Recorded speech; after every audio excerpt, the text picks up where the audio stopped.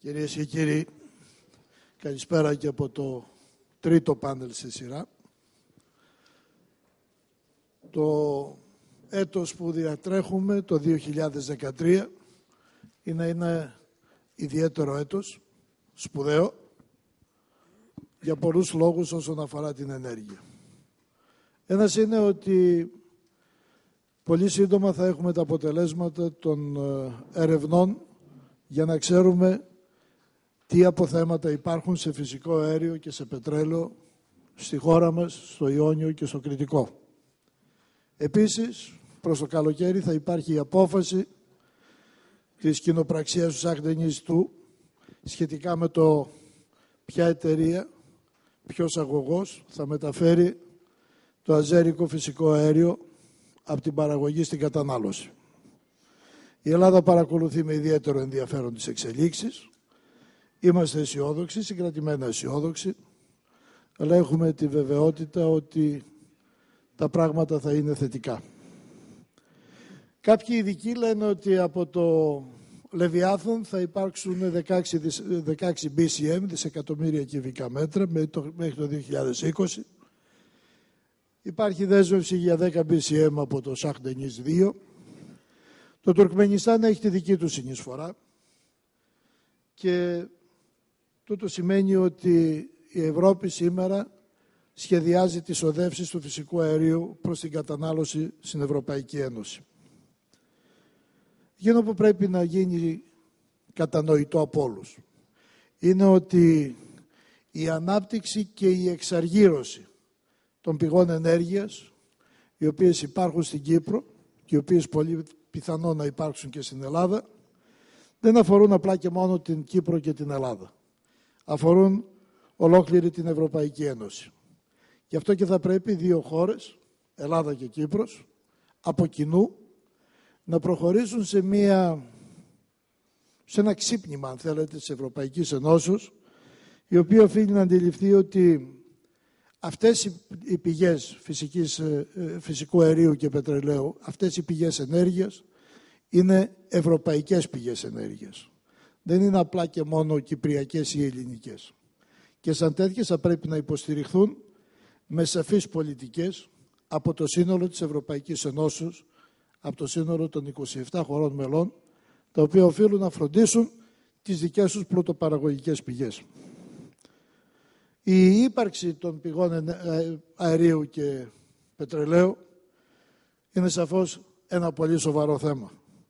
Το δεύτερο όμως θέμα είναι πώς θα μεταφερθεί το προϊόν που θα βγει από αυτές τις πηγές. Και το ερώτημα που τίθεται είναι, οι οδεύσεις θα καθοριστούν από την αγορά και από την οικονομία και από το κόστος ή από τη γεωπολιτική?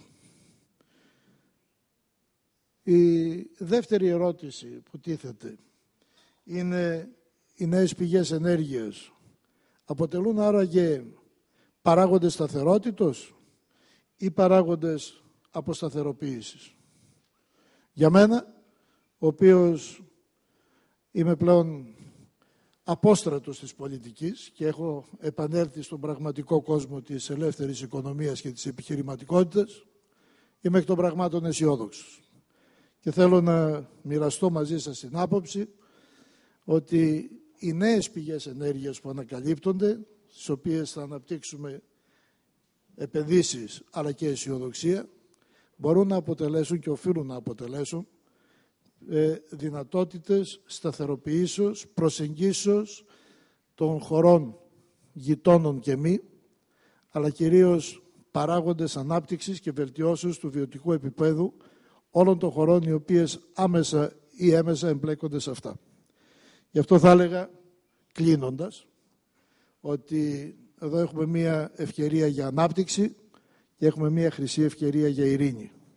Επομένως, επιτρέψτε μου να πω στα αγγλικά, wake up and smell the oil, wake up and smell the gas. Ξεκινούμε τη συζήτησή μας. Έχουμε κοντά μας ένα πάνελ με ιδιαίτερα εξειδικευμένους ανθρώπους, που ξέρουν πάρα πολύ καλά το αντικείμενο, το οποίο αποτελεί και το μεγάλο ενδιαφέρον σε αυτά που συζητούμε. Μετά από ένα πάνελ που ήταν κομμένο στα δυο και ήταν ιδιαίτερα ενδιαφέρον. Είμαι βέβαιος ότι θα συνεχίσουμε με ένα ακόμη πιο ενδιαφέρον πάνελ, προειδοποιώντας, έτσι μου είπαν οι διοργανωτές, ότι δεν θα υπάρξει άλλο διάλειμμα στις συζητήσεις μας. Γι' αυτό παρακαλώ για την προσοχή σας μέχρι το τέλος της σημερινής ημερίδας. Ξεκινώντας, θα παρακαλέσω τον κύριο Σόλωνα Κασίνη, ο οποίος είναι διευθυντής των υπηρεσιών ενέργειας του Υπουργείου Εμπορίου, Βιομηχανίας και Τουρισμού της Κύπρου, βαθύτατος γνώστης των πραγμάτων και ιδιαίτερα χρήσιμος για μας να πάρει το λόγο. Και θα ήθελα επίσης να παρακαλέσω ότι ο χρόνος που θα διαθέσουμε θα είναι της τάξης των 6 λεπτών για να μπορέσουμε να τηρήσουμε το χρόνο και να καλύψουμε και αυτό που μας φάγανε οι προηγούμενοι. Ευχαριστώ πάρα πολύ.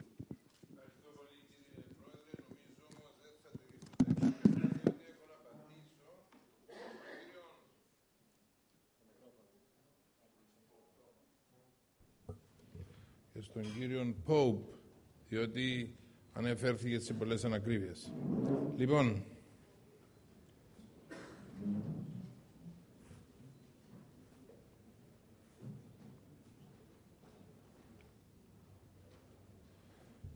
doing business in Cyprus, there are a lot of key advantages, among of which is our location, a member of European Union, we have very stable business environment, and we do have open services-oriented market economy, and there is a system existing in the area, in the region, and a lot of gas is yet to be discovered. Also some oil.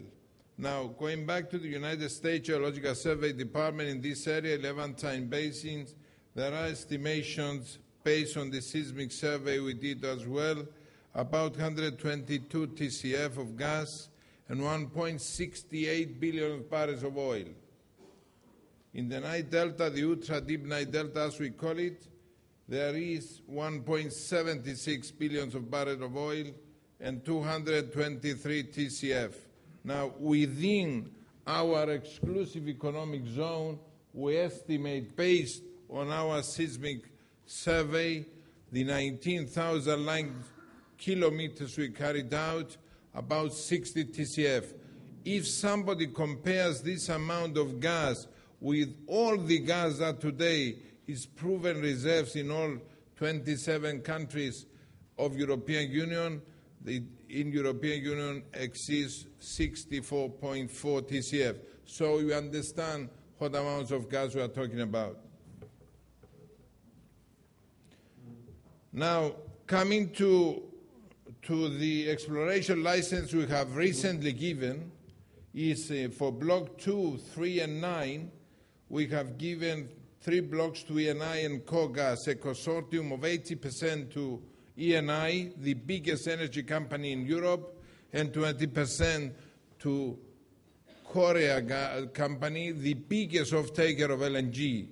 And I'm telling you, a lot of people like Mr. Hope, they've been showing me these fictitious maps, claims by the Turks or by the Turkish Cypriots or whatever, and I explained to them, these companies, before they come and they start spending, and we are talking about considerable amount of money, because each well, it costs at least 100 million of euros, they do their risk assessment, they evaluate if this country, European Union country, Cyprus, did their sort of agreements with their neighbor countries, which is the only country internationally that we delimitate our exclusive economic zone with 3 neighbor countries based on the law of the sea, which Turkey, they do respect the law of the sea in the Black Sea, but they do not respect the law of the sea in Aegean. That is the difference. We did it with Israel, we did it with Egypt, and we did it with Lebanon. And we are helping Lebanon, and it's us, and I'm helping us as a catalyst, solving their tripartite point where they have a difference here that it should be a little bit down, and we are talking about an area of 854 square kilometers. They accepted already, the Israelis, around 550, and so they leave it as a disclaimer. That's why the Libanese, they already announced their first bidding round, and they are going to go ahead. 2nd of May, they are going to have their first bidding round. So in other words, we need us to use the energy matters, as the chairman mentioned just before, as a catalyst of solving problems. We need to help the politicians to bridge differences, not to exaggerate differences. Now, when we start with Block 12, we started in October 2008. We have given them the license to Noble Company, 24th of October. September, they did geophysical surveys, and of course in September 2011, we have relinquished 25%, and we did the first exploration well on the 19th of September. Now, during the end of the year, beginning of the year 2012, was announcement of 7 TCF of gas. It's not deliberate delay of the second exploration well. The second exploration well is to be done, Mr. Pope, in June, coming June.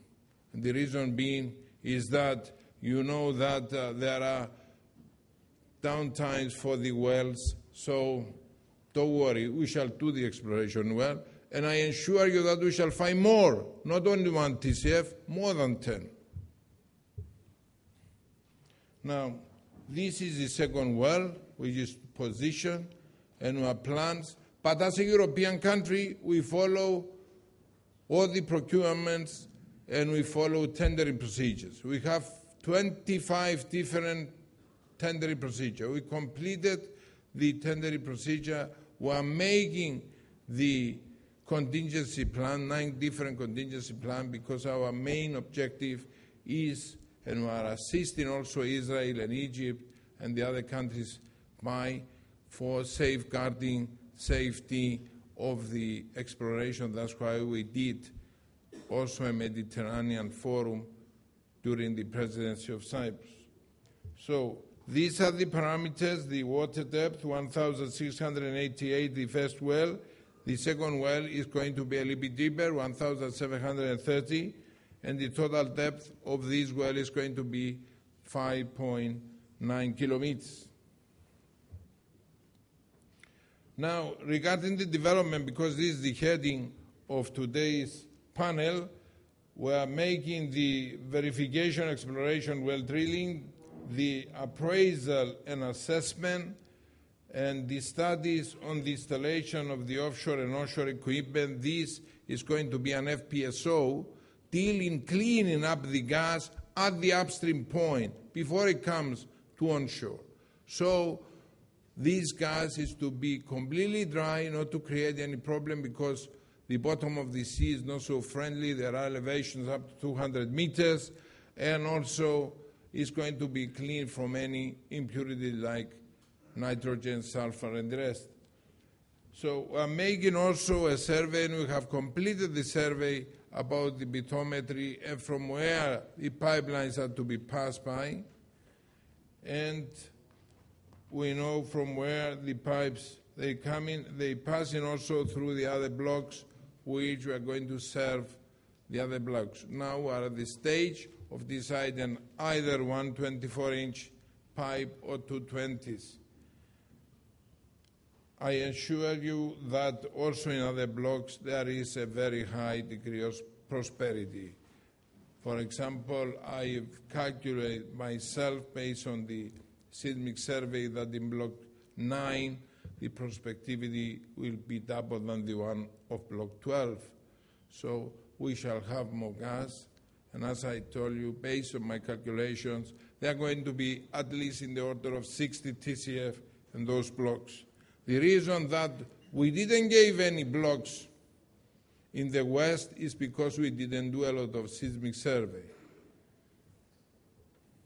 Now, a political decision has already been taken, and we shall move ahead of making LNG. And the pipeline that Mr. Magnatis talked about is something additional to this plant. It is not either or. The area has already been found. We are doing the environmental study on the issue, collaborating with Technip for some time. We are next Q, we're finishing the pre-FEED stage. By the end of the year, we shall start, of course, the FEED study and at the same time marketing survey going around in all receiving terminals. Will be the largest investment in Cyprus, is true, and the timetable for project completion will be 2019, not 2027. I assure you that is to be done, and I assure you also that we shall find also oil. One of the blocks that we have given to Total, we are going to drill next year for oil, and we shall find also the oil. Now, regarding the quantities we need, it's a rule of thumb that you need about 4.4 TCF for one train. We plan to have 2 trains, and I'm telling you that very soon we shall know after the appraisal well how much we have in that respect. Nevertheless, we do collaborate with the Israelis. We are expecting very soon to decide upon this. We believe that Cyprus can serve as a depot, as a market outlet from that area, and we can also serve the gas from Leviathan. It's the same companies that they are involved in Block 12, the same companies are involved also in Leviathan.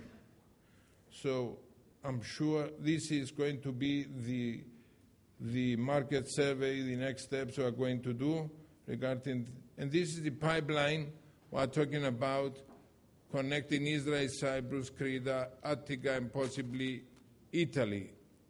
This is not an easy project.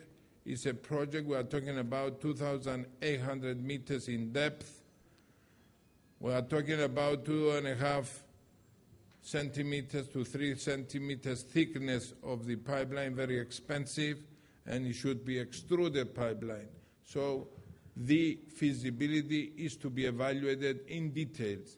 This project has already been submitted to the European Union, is already been accepted together with this project, which was suggested by us, the Cypriots, and this is to make a power station in Cyprus utilizing gas and connecting Israel. We are talking about Israel is having plans to purchase electricity of $1 billion per year cost, and also connecting Crete and Attica and possibly Italy. We are talking about 2,000 megawatts initial stage, and also on this cable are to be connected electricity generated from renewables, like in Crete and some other areas like Cyprus, because we cannot accept a lot of renewables to the small system, as you understand.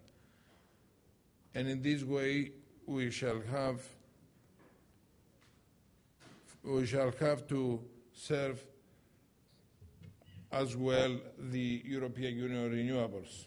Now, regarding what will happen with the natural gas, I assure you that the natural gas in the state with the shale gas it started increasing the price. Cannot stay as low as it used to be. It started $2 per million BTU, now it's 3.5. In a year's time, it's going to go 5.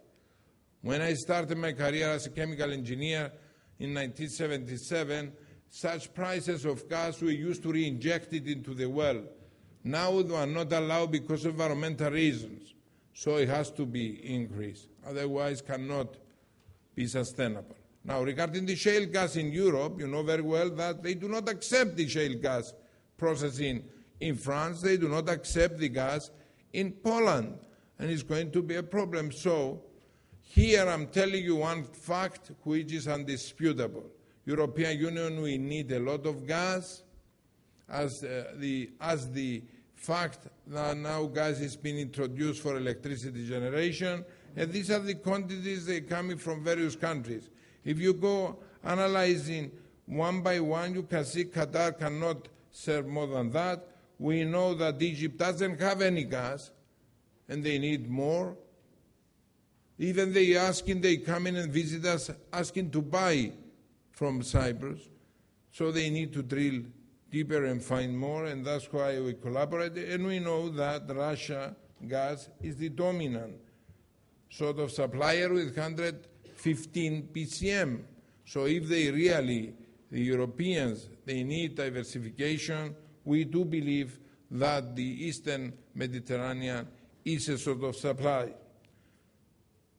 Now, based on today's consumption and the projections I made, we believe that by the year 2020 is going to be much more demand of LNG. And that is the timing when we shall have the Cyprus LNG coming to stream. Now, regarding the energy profile of Cyprus, of course, the profile will change. We are going to have, and we are talking about gas coming from the nearby, for the nearby blocks which are very close to the shore, not more than 75 kilometers, will be faster to the shore, and of course we are envisaged to have methanol plant, petrochemicals, and the rest. Thank you very much. I think I didn't take too much of your time, but if I forget anything, I tell you another thing, that if Turkey likes to solve the Cyprus problem, and people like Mr. Pope, Mr. Preiser can persuade them, they are most welcome. I'm a refugee myself. I can go in my house, I can go in my property, and I can tell you I shall be happy ever after. And my children, they will see there I have been raised, and now I cannot be, and I cannot go in my house. So let them solve the problem, and then we trust them. Otherwise, they are going to be new Ukrainians, and we do not trust them. We don't give them gas. Thank you very much. Thank you very much.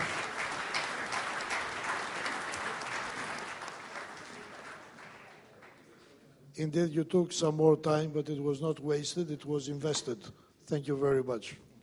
Next, I would like to ask Mrs. Gulmira Rzayeva, who's the Research Fellow for the Center of Strategic Studies under the President of Azerbaijan, His Excellency Mr. Elias.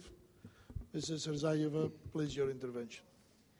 Thank you very much, Mr. Chair, dear ladies and gentlemen. It's my pleasure to be here today. Thank you very much to organizers putting such a timely event and giving me a chance to present the Azerbaijani standpoint on the Southern Gas Corridor. Well, Azerbaijani energy strategy and policy is quite clear. Azerbaijan is keen to penetrate the European market after 2018 or 2019 when the Kassinis gas will come on stream, and it's our strategy and policy that we to become an extremely important energy exporter and important energy partner to the European Union and to the European countries that Azerbaijani gas will flow. We are keen to stay at the market as long as our reserves will allow us for decades to come, and Azerbaijani energy resources is, well, I would not say that that's significant, but it's an important amount. From 2018, we are going to produce some 16 to export 16 BCM of gas per annum, and from 2025 our export will be doubled. The production will be like 45 or 50 BCM of gas, and we are planning to double the export to the European Union. So the market is very attractive to us. With the 500 million consumers, and it's for us it's the most lucrative market in the region. It's the best legally regulated market, growing market. So it's within our interest to have a presence there. Well, let me say a few words about this year. What a year we had! We have had a very important 3 developments with the Southern Gas Corridor. First, we had in January 18 the 2 agreements signed between Kassinis partners and Nabucco International Company, agreements on equity funding and on cooperation. These two agreements will enable to co-finance and co-manage the work of Nabucco International Company before the final decision. And also these agreements relate to close cooperation adjustment of schedule and works on project between Nabucco and Shah Deniz, and co-funding of costs associated with the further development of the project. This is also means the provision of 50% of equity stake for SOCAR, BP, Statoil, and Total.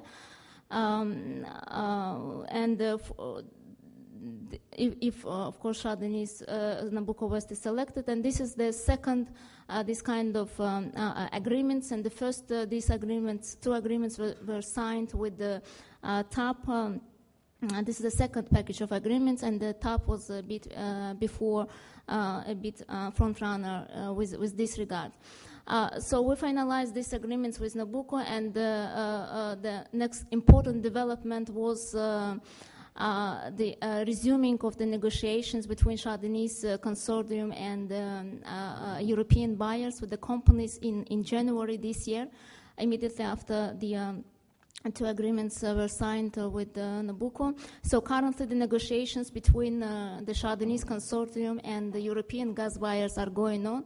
And I think this is very important development, because many things will depend, I mean, in the selection of the evacuation route, many things will depend on the results of these negotiations and agreements, gas sales and purchase agreements, because it will define the volume, first of all, the volume that European gas, each gas buyers will purchase, and also the price of Shah Deniz gas, as well as the setting of the price, meaning that what will be the price formation for, would it be more based on hub price or gas to gas indexation, or would it be mostly long-term oil indexed price? It will remain to be seen.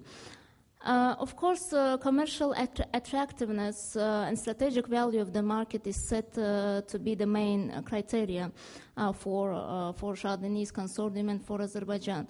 I said strategic value because we are a small country in a interesting location, I would say, in a very sensitive and very complex region, and monopolistic behavior and hegemonic are best left to others. So both projects must be commercially attractive to the Shah Deniz consortium to gain financing, and both projects, I'm confident, and can certainly meet these requirements.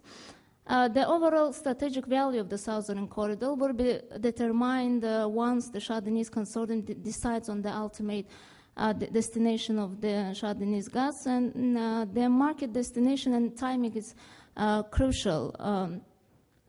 As per Azerbaijan, of course, Azerbaijan as a country, as the owner of the gas, and I think also state oil company Azerbaijan SOCAR, are interested in both strong TAP and strong Nabucco, definitely, because once you have two strong options, you would secure the right decision, right decision on the selection. And I think there is no room for errors, because it's Azerbaijan, a future generation, that will benefit from these projects, from, let's say, influx that gonna flow to the oil fund of Azerbaijan, and also this is for us quite strategically important project as well. Many things will also, I think, affect the market. As I don't want to tell more about that, but as you know, the European market is transforming, is shifting now quite fast. It's changing.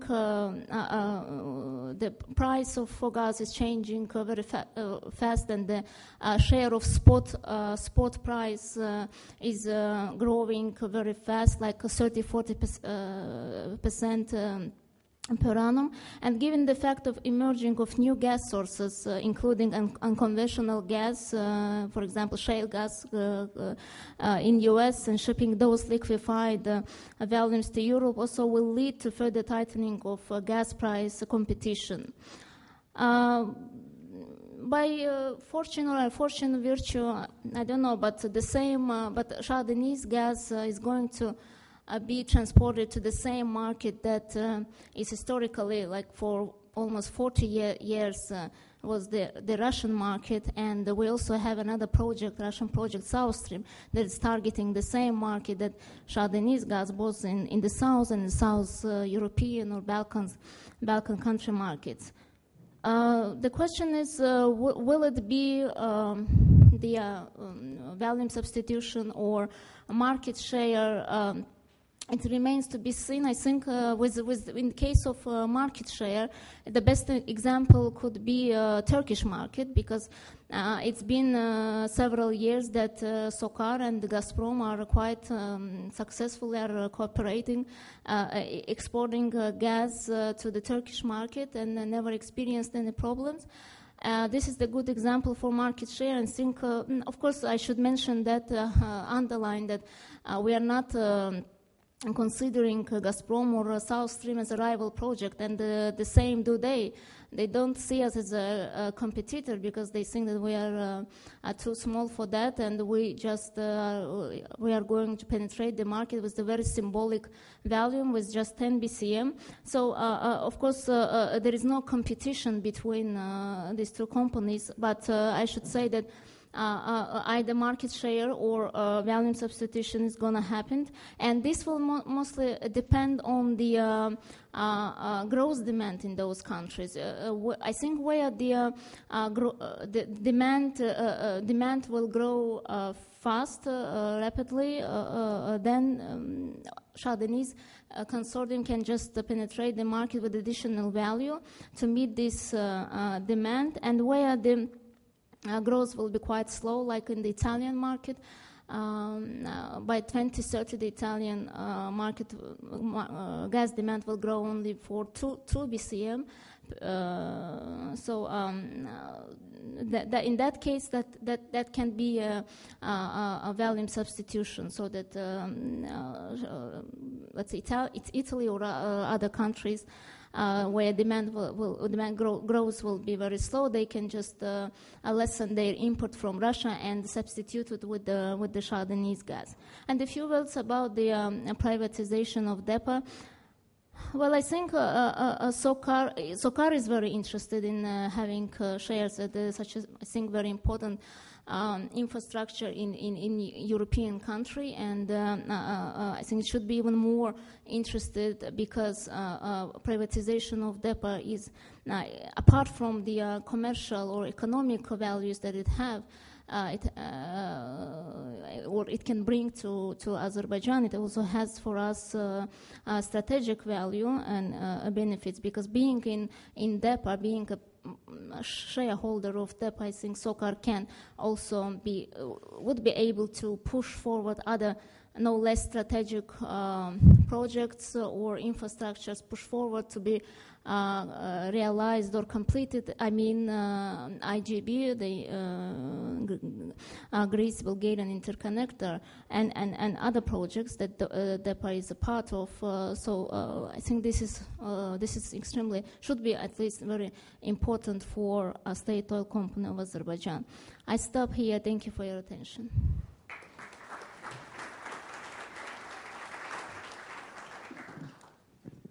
Thank you very much for sharing with us information and vision as well. Next, I would like to ask Mr. Angus Miller, who's advisor for an Commonwealth office in the UK, to take the floor. Reminding, please, Mr. Miller, that we have to save some time. Thank you very much. Thank you. Thank you very much indeed.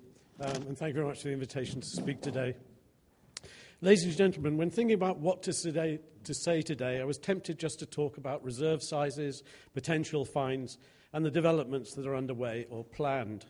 A guided walk around the projects of the two regions. This is the Caspian and the Eastern Mediterranean. Why? Because the Caspian produces oil, which is shipped into the Mediterranean for global transmission, that gas is starting to follow the same route, and that these will likely be joined by indigenous Eastern Mediterranean hydrocarbon resources. That the rise in resource-based wealth experienced by Azerbaijan and Kazakhstan will be mirrored by the states of the Eastern Mediterranean, because they too have found energy reserves, or indeed hope to find such reserves. This might be the popular wisdom, but is it true?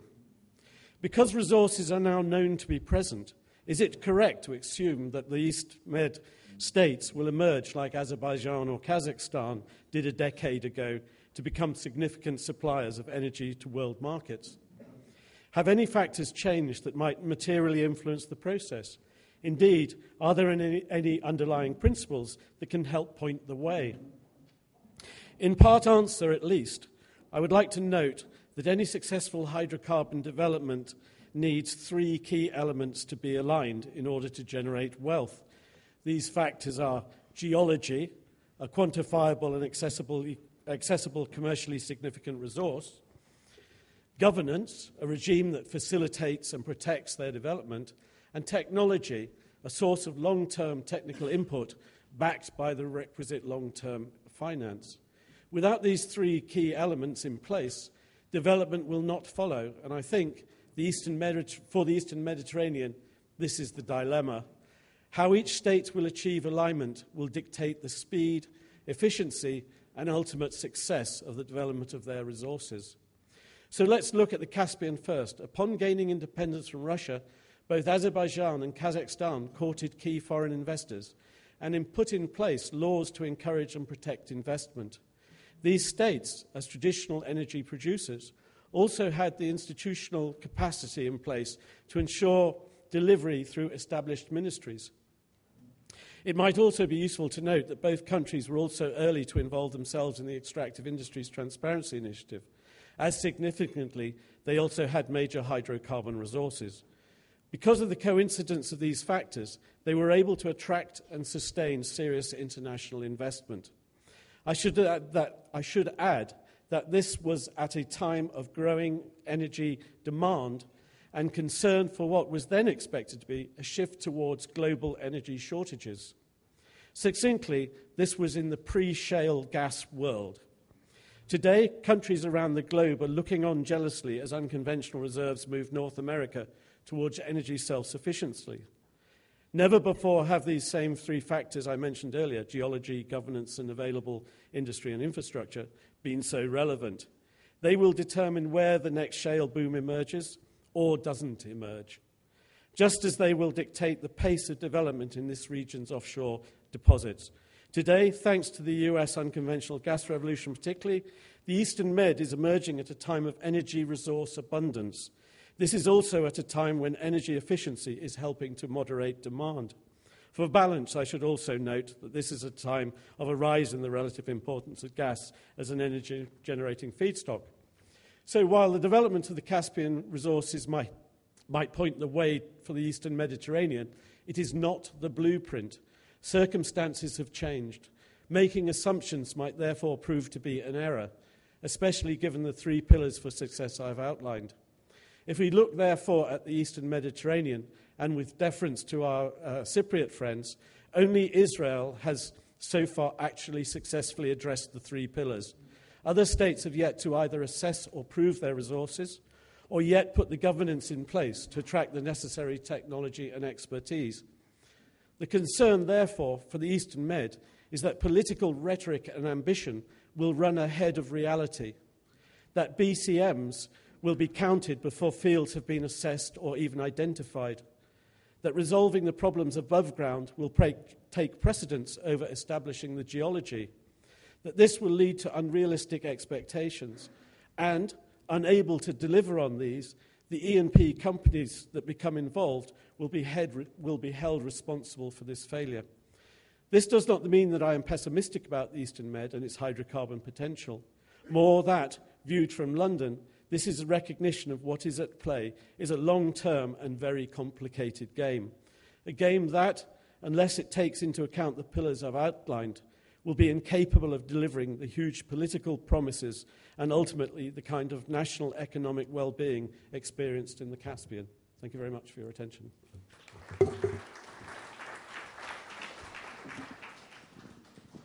Thank you very much, Mr. Miller, for keeping the time less than what was allocated to you. And I would like to ask Mr. Ruud Wassen EU Affairs Director of Eurogas from Brussels, take the floor. Sir. Thank you. I was told I had 4 minutes, and as I'm originally from the Netherlands, I assure you that I will stay under those 4 minutes. So thanks for the organizers for inviting Eurogas to present here today. For those that don't know Eurogas is the gas association representing the wholesale, retail, and distribution sectors, and has around 50 members, 32 companies, 18 associations, and is based in Brussels. DEPA here in Greece is one of our members. So I'll just give you a view from Brussels and how we as Eurogas view some of these issues that we are discussing here today. So as you're undoubtedly aware, the 3 policy objectives that EU policy or energy policy revolves around are sustainability, security of supply, and competitiveness. The last couple of years, the focus has been on sustainability, especially with the climate and energy package and the emissions trading scheme and renewables and energy efficiency targets as a central element to all of this. However, I think we now see a change, and it's fair to say that recently the political mood in Brussels has shifted onto competition, so prices, and security of supply. Eurogas members' view is that policy towards gas should be determined by what is best for our customers' welfare. This means that economics and security of supply should always be in the driving seat, while the business activities that provide gas to our customers must respect the highest environmental standards. And it goes without saying that we favor the diversification of supply routes and producing countries. In that context, we encourage finds in the Levantine Basin or Caspian or new supply routes from the Caspian, or in general new finds in the southeastern Mediterranean. If those are in the European Union, this is in principle even better. Especially during the last 2 years around the publication of the Energy Roadmap 2050 that you might have heard of, Eurogas has started persuading the EU institutions even more that gas is crucial in the energy mix to eventually back up renewables and also to decarbonize in the short to medium term over its relative advantage compared to coal in terms of CO2 emissions. And of course, we're trying to continue to persuade them. We have to secure a future for gas, also after 2030. Some, especially in Brussels, there are plenty of people who see gas as a fossil fuel that has to be taken, and it of course is, but it has to be taken out of the equation as soon as possible. And in Europe at the moment, the gas industry is threatened by the displacement of gas by coal in power generation, which is offsetting carbon emission gains resulting from energy efficiency and renewables. The causes of this situation are widely acknowledged, and as we have heard today already. The increased presence of US coal in European markets as a result of the shale gas revolution, and the emissions trading scheme that is not functioning properly, so a low carbon price mainly due to an oversupply of credits in the ETS. In this context, and it's important, I think, to take that into account, operators are now forced to consider whether to close unprofitable gas-fired power stations in Europe. Such an outcome will reduce the availability of flexible power generation capacity to back up intermittent renewable sources in the future. So in that respect, and taking competitiveness into account and security of supply, we would like to emphasize that it is all the more important that new gas supplies come into the picture. More concretely, regarding the choice for either pipeline options or LNG, as has also been mentioned earlier today, Eurogas is neutral on that and could see that, for instance, LNG might be a good alternative, even if the LNG is not necessarily tied into the EU market. That LNG market is fungible, and trade is something we encourage. So if it doesn't go to the EU, it will open up LNG or cargoes from somewhere else to come to the European Union and will influence prices. So thank you very much. In conclusion, we at Eurogas wish to convey our sense of the importance of these issues and our willingness to work more closely with you in promoting dialogue and in finding effective solutions. Thank you.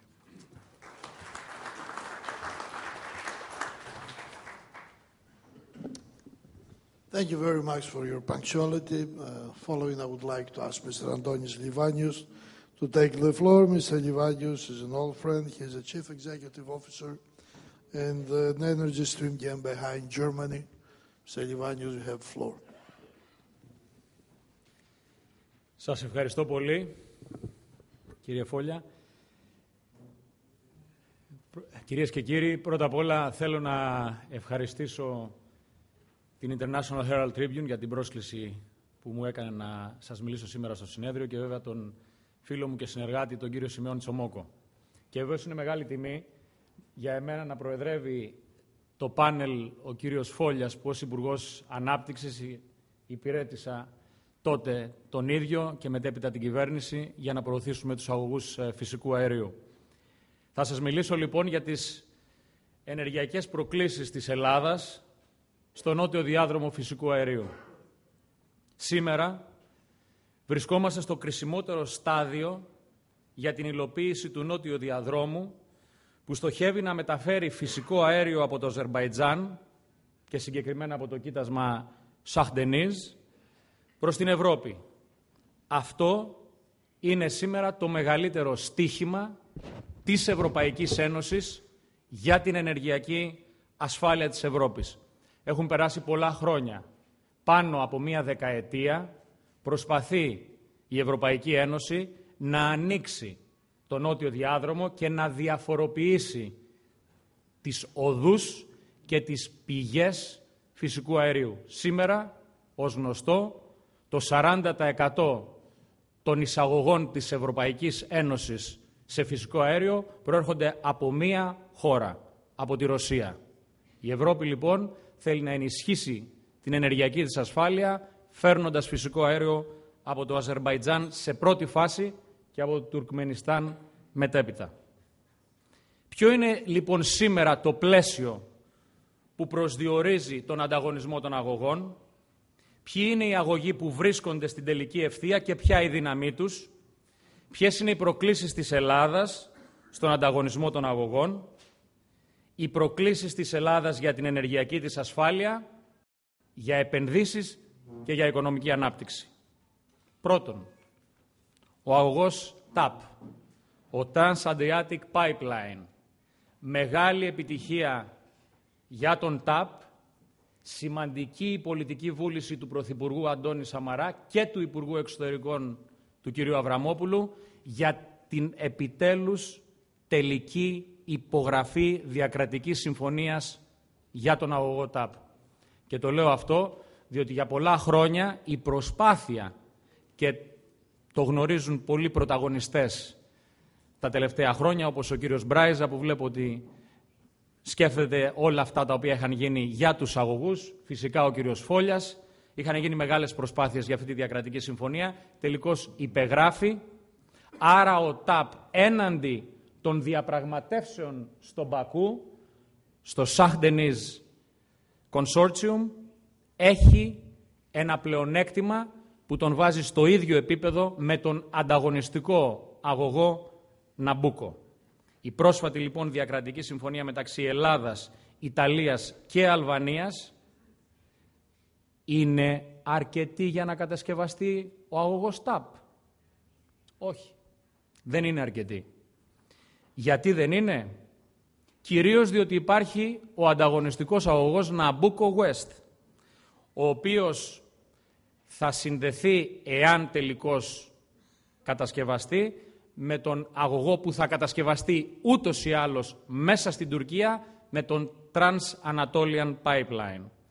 Ο αγωγός Ναμπούκο West έχει ισχυρές διακρατικές συμφωνίες, έχει πολιτική στήριξη σημαντική από τις Βρυξέλλες, από το Βερολίνο, από την Ουάσιγκτον, και ο ανταγωνισμός που προβλέπεται, ειδικά φέτος που διανύουμε την τελική ευθεία για την τελική επενδυτική απόφαση, θα είναι ο οξύτερος της τελευταίας δεκαετίας. Συνεπώς η διακρατική συμφωνία είναι μεν σημαντική, είναι αναγκαία, αλλά όχι ικανή συνθήκη για την επιτυχή ολοκλήρωση των διαπραγματεύσεων και τελικώς την κατασκευή του ΤΑΠ. Το πλεονέκτημα που έχει ο ΤΑΠ έναντι του Ναμπούκο είναι ότι είναι οικονομικά ανταγωνιστικότερος, έχει εμπορικό πλεονέκτημα, θα κατασκευαστεί μόνον με ιδιωτικά κεφάλαια, δεν θέλει καθόλου χρήματα από την Ευρωπαϊκή Ένωση και φυσικά έχει ως βασικούς μετόχους της την Statoil, την νορβηγική Statoil, από τις μεγαλύτερες και καλύτερες και πιο αξιόπιστες εταιρείες παγκοσμίως που είναι από την Νορβηγία, και μαζί με την BP, με τη Βρετανική BP, ελέγχουν το 51% του Σαχντενής, του κοιτάσματος που θα βγάλει το φυσικό αέριο στο Αζερμπαϊτζάν, και βεβαίως η γερμανική Aeon Rugas, που είναι η μεγαλύτερη ιδιωτική εταιρεία εμπορίας φυσικού αερίου σε ολόκληρη την Ευρωπαϊκή Ένωση. Πρόσφατα, ο ΤΑΠ συμφώνησε με την Βρετανική BP και με την Σοκάρ του Αζερμπαϊτζάν, εάν τελικώς μεταφέρει το φυσικό αέριο από το κοίτασμα του Σαχντενής, να συμμετάσχει και η BP και η Σοκάρ στην μετοχική σύνθεση του ΤΑΠ. Αυτά για τον ΤΑΠ και τη διακρατική συμφωνία, που είναι η πιο σημαντική εξέλιξη που πέτυχε η πολιτική βούληση του Πρωθυπουργού και του Υπουργού Εξωτερικών της Ελλάδας. Δεύτερη σημαντική διάσταση. Η ιδιωτικοποίηση ΔΕΠΑ-ΔΕΣΦΑ. Γιατί η ιδιωτικοποίηση ΔΕΠΑ και ΔΕΣΦΑ επηρεάζει την πορεία του νότιου διαδρόμου. Όχι μόνο για την Ελλάδα, αλλά για την Ευρωπαϊκή Ένωση.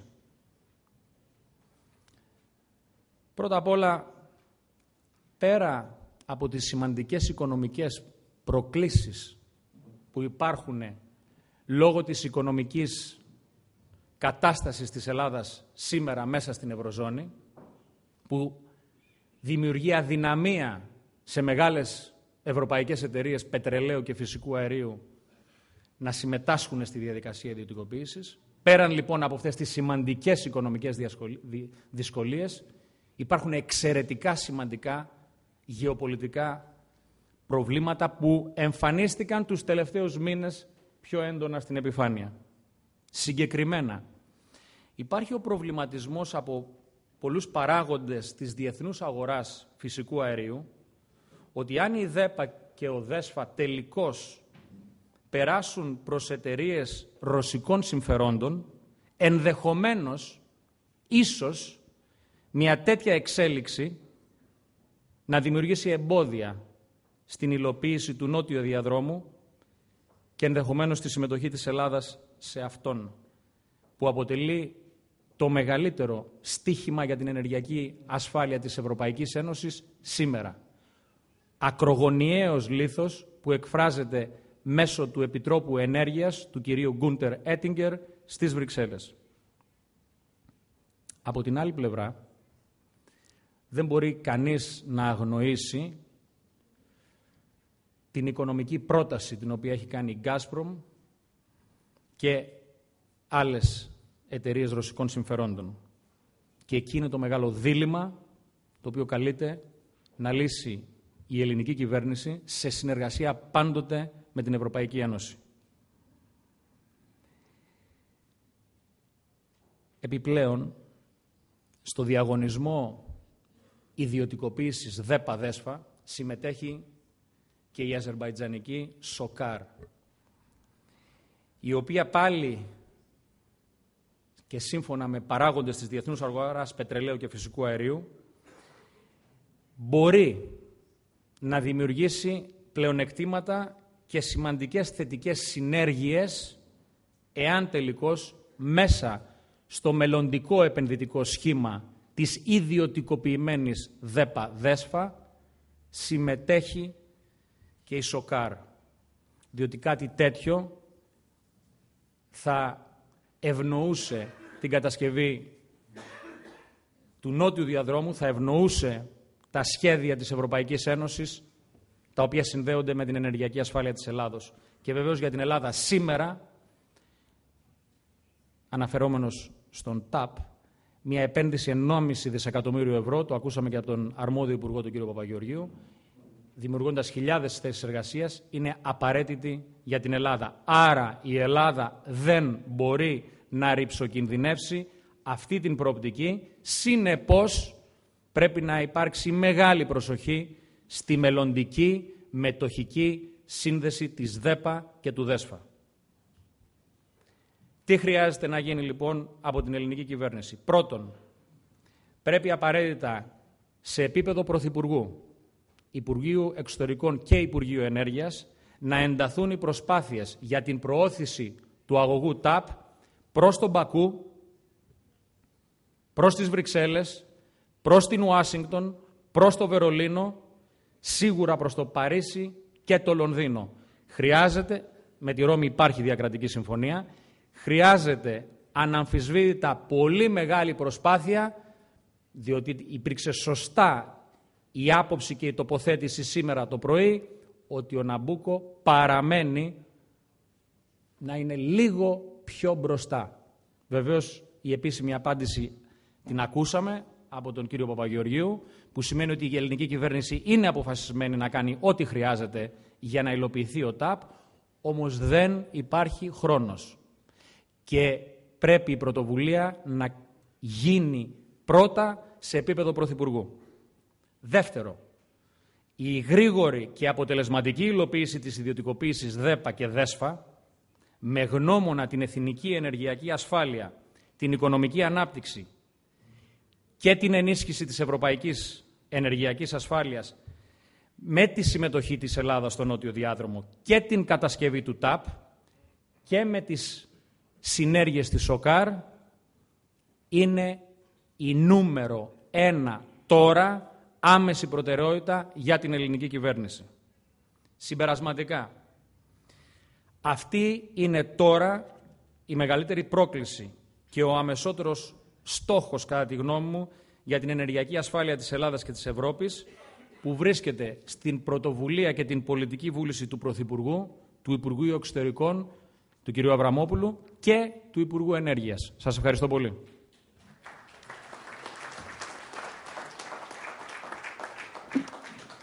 Ευχαριστώ τον κύριο Λιβάνιο και ερχόμαστε στον τελευταίο συμμετέχοντα στο πάνελ, τον δόκτορα Ηλία Κονοφάγο, ο οποίος είναι Executive Vice President of Flow Energy in Greece. Thank you.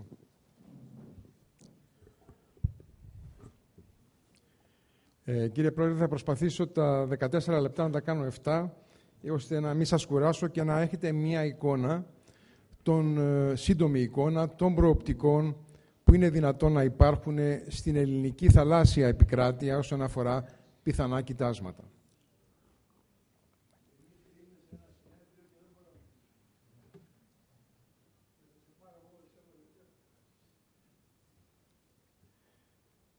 Και θα αρχίσω από το χάρτη της PGS. Αυτή τη στιγμή η νορβηγική εταιρεία PGS έχει σαρώσει με σεισμικές έρευνες που έχουν ξεπεράσει από ό,τι φαίνεται τα 12.000 χιλιόμετρα ερευνών, σεισμικών ερευνών, και το σημαντικότερο σημείο είναι ότι τα θαλάσσια βάθη στις οποίες γίνονται οι καταγραφές αυτές κυμαίνονται μεταξύ 1.000 μέτρων και 3.500 μέτρων βάθος νερού.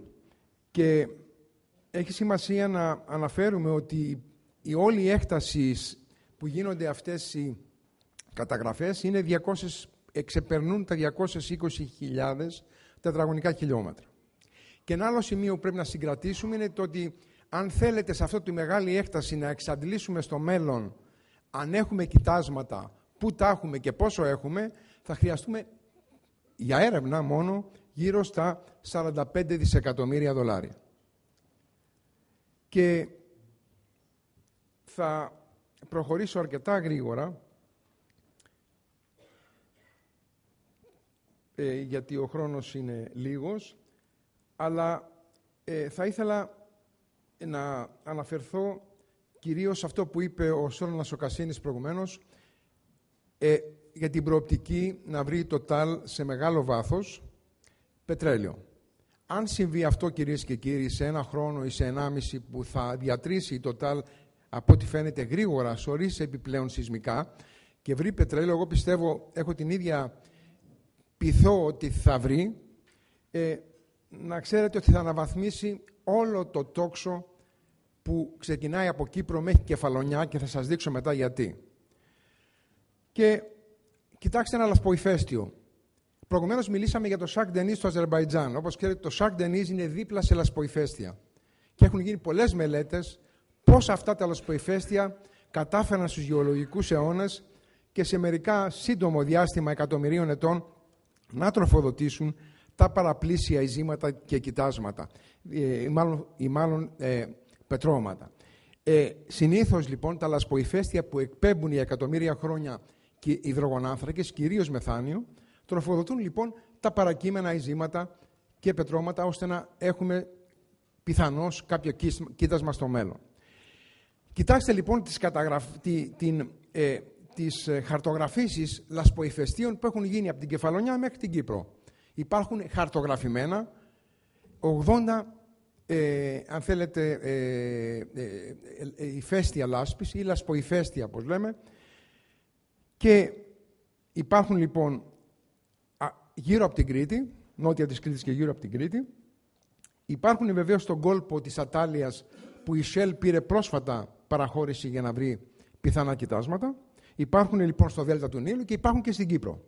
Και πιο σημαντικό για μένα είναι ότι η εταιρεία Total που πήρε τα δύο μπλοκ 10 και 11 είναι δίπλα σε 4 χαρτογραφημένα λασποϊφαίστεια της Κυπριακής ΑΟΣ. Και να έρθουμε σε νούμερα, τα οποία πρέπει να είναι πολύ προσεκτικά, διότι τα νούμερα αυτά είναι μόνο για γεωπολιτικούς λόγους προς το παρόν. Διότι κάποιοι πρέπει να πάρουν, οι πολιτικοί μας, κάποια απόφαση. Αν υπάρχει ενδιαφέρον, πόσο ενδιαφέρον υπάρχει.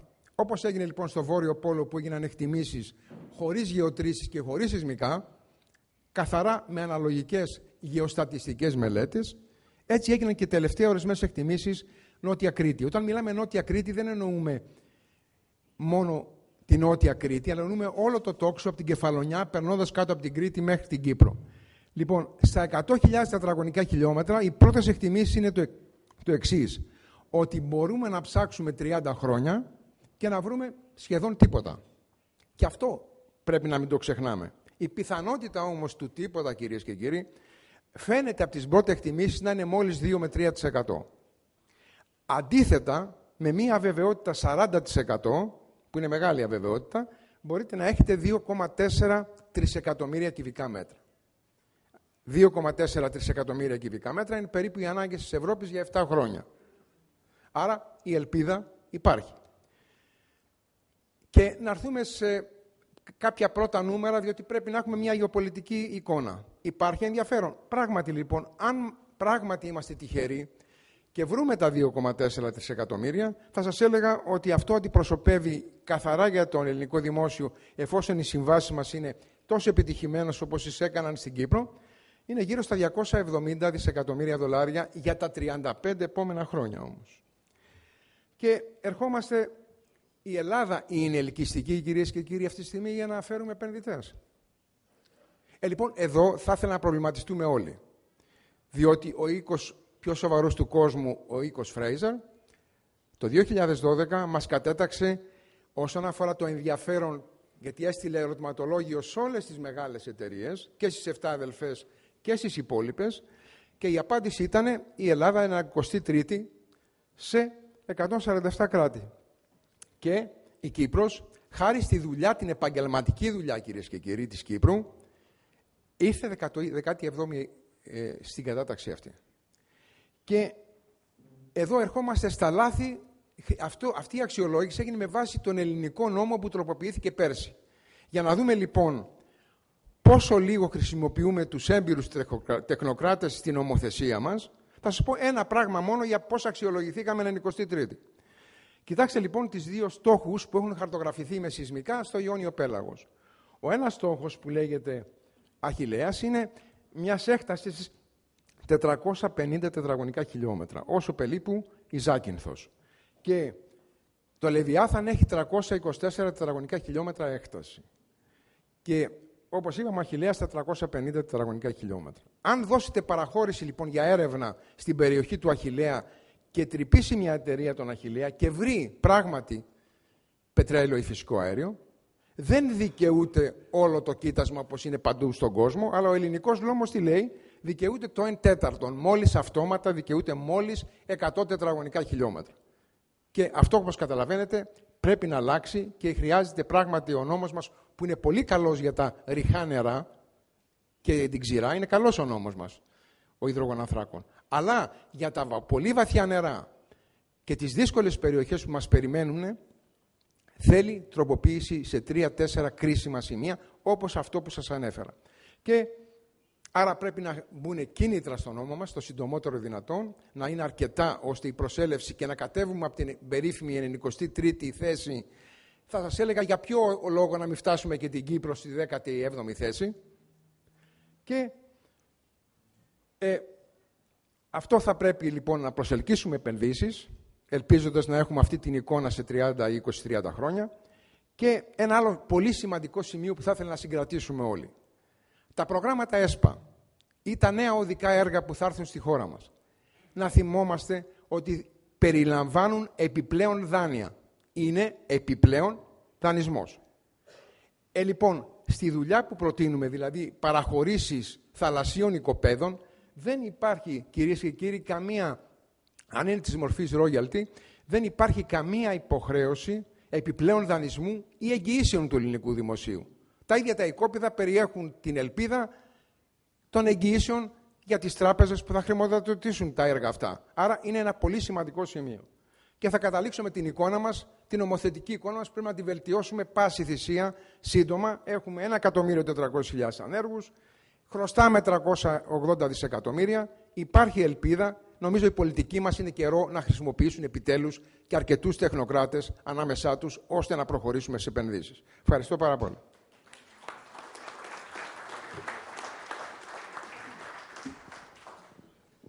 Ευχαριστώ πολύ, κύριε Κονοφάγο. Κρατήσατε την υπόσχεσή σας να μην χρησιμοποιήσετε και τα 20 λεπτά που σας έδωσα. Θέλω να ευχαριστήσω όλους τους συμμετέχοντες στο πάνελ. Πήραμε απόψεις από την εμπειρία της Κύπρου, από το όραμα του Αζερμπαϊτζάν, από την εμπειρία του Ηνωμένου Βασιλείου, από τις θέσεις της βιομηχανίας του φυσικού αερίου, από την εμπειρία της Γερμανίας και τέλος από την εμπειρογνωμοσύνη της Ελλάδος. Δεδομένου ότι από το χρόνο που μας έχει δοθεί έχουμε ακόμη 5 λεπτά, είχαμε προϋπολογισμό χρόνο 75 λεπτά και τώρα έχουμε άλλα 5, θα παρακαλέσω για 2 ερωτήσεις από το ακροατήριο, ούτως ώστε να δώσουμε τη σκητάλη στο επόμενο πάνελ. Παρακαλώ. Can I please have your name for the record, Μία ερώτηση για τον κύριο Κασίνη.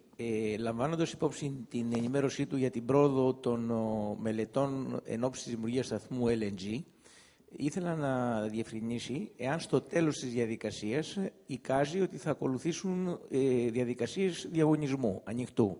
Και τούτο διότι υπάρχει πρόταση εκκρεμής της Νόμπλ και της Ντέλεκ για την δημιουργία σταθμού LNG και είναι εύλογο να δημιουργείται το ερώτημα αν οι δύο αυτές εκκρεμότητες έχουν διαφορετική λογική. Και το ερώτημα έχει σημασία διότι θα ήθελα να εκφράσω ένα φόβο σε σχέση με πρόσφατες εξελίξεις. Γνωρίζουμε ότι η Αυστραλιανή Woodside αγόρασε δικαιώματα στο Λεβιάθαν και αν κανείς παρακολουθεί τις εξελίξεις στην Ασία θα πρέπει να ξέρει ότι η μέθοδος η χρηματοδοτική και επενδυτική της Woodside είναι να προπολεί εν ώψη χρηματοδοτήσεων μέσω τιτλοποίησεως δικαιώματα στην Ιαπωνία λαμβάνοντας τις στηρίξεις. Τούτο δε είναι φυσικό να δημιουργεί κινδύνους μήπως ξεπεραστούμε από τις εξελίξεις αυτές στο βαθμό που η ασιατική αγορά για το Ισραήλ θα είναι πιο ελκυστική. Ναι, εμείς θα ακολουθήσουμε σαν ευρωπαϊκή χώρα, οφείλουμε να ακολουθήσουμε διαδικασίες προσφορών και αυτή τη στιγμή έχουμε ετοιμάσει, σήμερα έχουν ολοκληρωθεί οι όροι εντολής και οπωσδήποτε θα ζητηθούν πρόσθετα από την Woodside που δείχνει ενδιαφέρον με την Νόμπολ να ενταχθεί στο όλο σκηνικό ακόμα και η Total με την ENI και την Eurogas και άλλες εταιρείες, καθώς επίσης και financial institutions και άλλες εταιρείες όπως η Mitsui, όπως η Stanley Morgan και διάφορες άλλες. Άρα λοιπόν θα ακολουθήσει αυτή η διαδικασία. Τώρα, όσον αφορά αν θα προπολεί, αν δεν θα προπολεί, αυτά τα πράγματα θα διασαφινιστούν κατά τη συνομολόγηση της εταιρείας και του σχήματος, το οποίο πρόκειται να γίνει τους επόμενους μήνες. Thank you, Mr. Kassinis. One more question, please.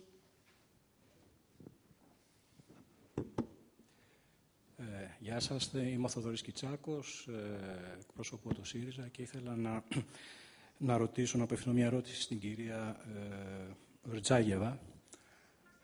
So, Miss, I have actually two questions for you. The first, regarding the Junior Nabucco West or the TAP, the selection, we understand that there are different geographical routes for the two pipelines. Okay? Do you think that there might be a certain, let's say, a complementary connection between them in order not to have one or the other, but to have both of them in case that in the future, talking after decades, more gas will come from Azerbaijan? And the second question, considering what Mr. Livanios said about DEPA and DESFA, although we are straightly, let's say, opposite to this, let's say, a possibility regarding the privatization of DEPA, but this is a different issue we have to discuss a lot. Do you think as Azerbaijan state that for SOCAR is a prerequisite that DEPA is going to be, let's say, awarded to SOCAR, then Azerbaijan state eventually will take this into let's say, consideration in order to prevail TAP against the Nabucco West? Thank you.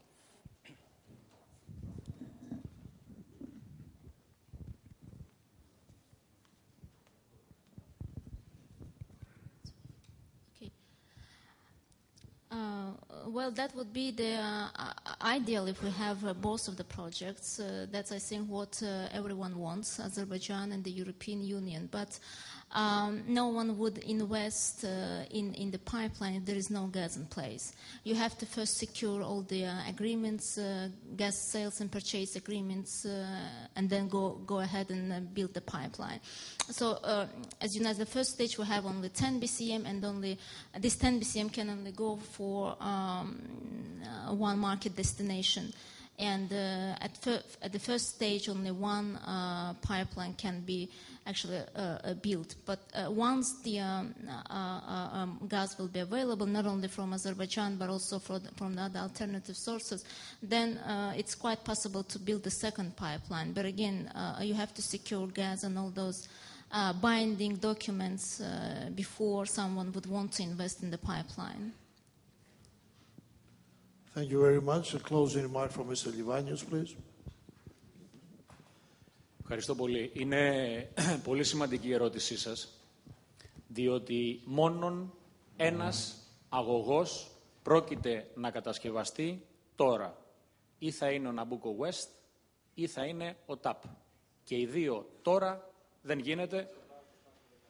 Εάν η Ελλάδα χάσει την ευκαιρία να κατασκευαστεί ο TAP, πολύ φοβάμαι ότι για πολλά χρόνια η Ελλάδα θα βρίσκεται εκτός των αγωγών φυσικού αερίου μεταφοράς από την Κασπία θάλασσα προς την Ευρωπαϊκή Ένωση. Συνεπώς τώρα για την χώρα μας τους επόμενους μήνες είναι η απόλυτη προτεραιότητα για την κυβέρνηση αυτή, αλλά επειδή ο ΣΥΡΙΖΑ διαδραματίζει πρωταγωνιστικό ρόλο στα τεκτενόμενα αυτής της χώρας, τεράστια σημασία είναι να στηρίξει ο ΣΥΡΙΖΑ την κυβέρνηση στο θέμα της ενεργειακής πολιτικής των αγωγών.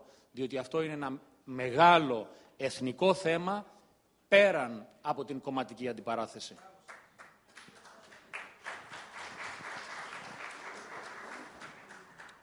Ευχαριστώ πολύ. Thank you very much, κύριε Livani, for the closing remark. I think that for the future of Greece, nobody can be absent. Ladies and gentlemen, thank you very much for your attention.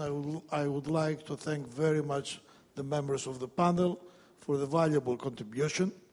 I think that they have contributed to this room a lot of food for thought, and I'm sure that we're coming out of this room later tonight wiser than we came in. I also would like to thank you for keeping the time. We had a budget of 75 minutes. We covered it in 77 minutes. 2% is a small addition, and I would like to invite Dr. Tsakiris to come to the panel so that the next panel will start right away. Thank you very much for your attention.